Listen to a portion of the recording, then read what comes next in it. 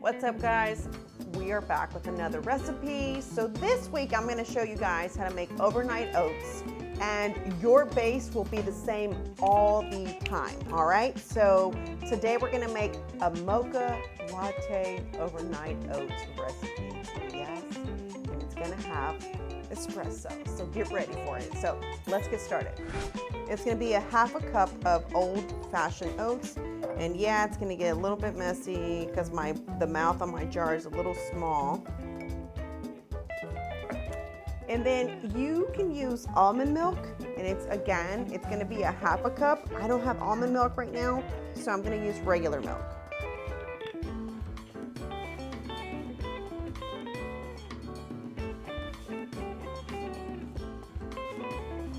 You don't have to use yogurt, but you can use a yogurt, which makes it a lot more creamy.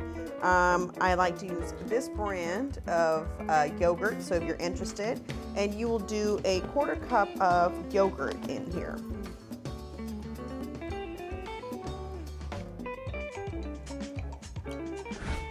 All right, we're gonna do 1 tablespoon of chia seeds, and again, this will always be your base, guys. Don't forget, this will be your base all the time. We're gonna do 1 tablespoon of cacao.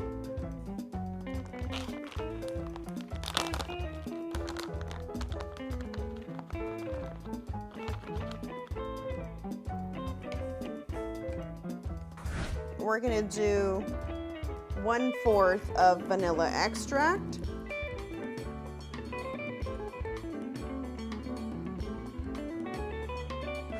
And now for the most important part of the recipe, my friend, Mr. Espresso.